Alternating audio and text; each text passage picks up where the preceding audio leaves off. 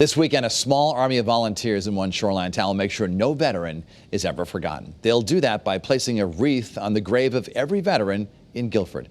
As Channel 3 New Haven Bureau Chief Matt McFarland now shows us, it's an act of kindness started by a family that knows all too well what it's like to lose a loved one.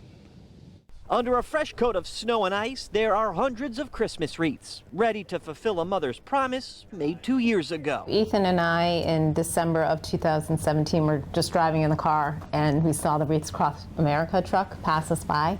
And so he kind of said, well, what is that? And so I actually really didn't know, so I went home and I researched it, and I told him all about it, and he said, we should do that for Guilford. But Kristen and Mike Song never got that chance. In January of 2018, their son Ethan was at a friend's house playing with a gun that belonged to that friend's father when it went off. He was just 15 years old. Last year, just 2 weeks before Christmas, Kristen remembered the promise she made, thinking it would start with just a few wreaths.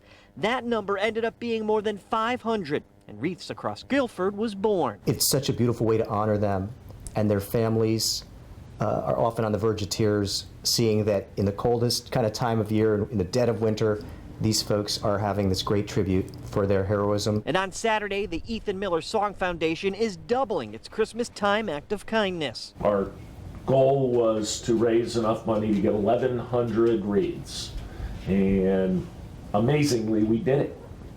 So we now have 1,100 wreaths with 1,100 bows ready to go Saturday morning. A number that will cover every veteran buried in Guilford, honoring veterans who passed, but also remembering those still living. When I started studying gun violence after Ethan died, I started realizing there was 20 veterans or so taking their life every day.